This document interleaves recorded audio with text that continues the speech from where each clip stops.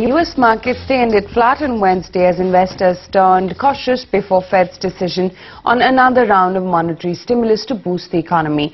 Now, earlier stocks got a lift from after the German court approved the new Eurozone Rescue Fund, that is the EFS, but gains faded as investors shifted their attention to the Fed. Apple shares were up almost 1.5% after it's unveiled its iPhone 5, and Facebook jumped 7.7% after the chief executive, Mark Zuckerberg, hinted at new growth areas. On closing bell, the Dow was up just about 10 points, the S&P 500 index up 10, and the Nasdaq as well gained about 10 points in the green.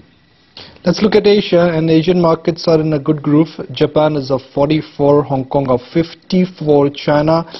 The Chinese markets have been a big underperforming market, and there is clearly no recovery in sight for Chinese market. Markets are now worried about the slowdown in Chinese economy and the fact that Chinese listed companies have poor form of capital allocation. I would also like to point out other basic risk indicators. The other basic risk indicators include crude, gold prices, and what do we have when it comes to global commodity index. So the global commodity index is looking strong, which is the Rogers Commodity Index. That's silver for you, followed by gold, which is at 1730. So in general, I think markets are in a good frame of mind, and markets are approaching the FOMC event with expectations that tonight Fed will announce either QE3 or some other form of quantitative easing. So let's connect with James Glassman, Managing Director with JP Morgan Chase. He joins us live from New York now. James, always delight to have you back on ET Now. Thank you for joining us, James. The billion-dollar question is that will we get a QE3 tonight or not?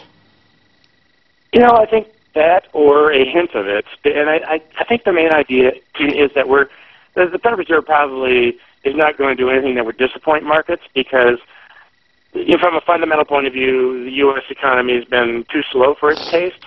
Inflation is on the low side of its expectations. So I think they've hinted so much at this, I would be surprised if they disappointed the markets. And, now that the wind is at the back of the market, and I think a lot of this is built on an expectation that the situation is settling down in Europe, and the central banks are responding. And in Asia, we see a lot of policy responses. I think it's a time when central banks are wanting to be aggressive and surprise on the pro-growth side. So I think they'd rather err on that side, frankly, than disappoint, because there's plenty of time. There's an awful lot of work to do, and the U.S. may be growing, but it's fairly slow still. James, what about the German court ruling? Yesterday we saw a good bump up coming in for European equities. India as well held out pretty nicely because of that. But do you think that court ruling is enough to actually snap out the European equities out of their pain?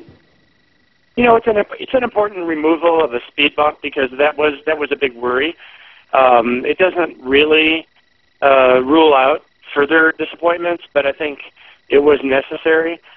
And it's also important what the elector says about all these things. The problem for Europe is that they're talking about the right things: a banking union, a regulatory framework, institutions that finish what the project began. But the truth is, it's going to be hard to know exactly when we know that this is finally. The danger is finally past. But I think what you're getting from the body language of the Europeans is they're trying very hard to continue down this path of economic integration.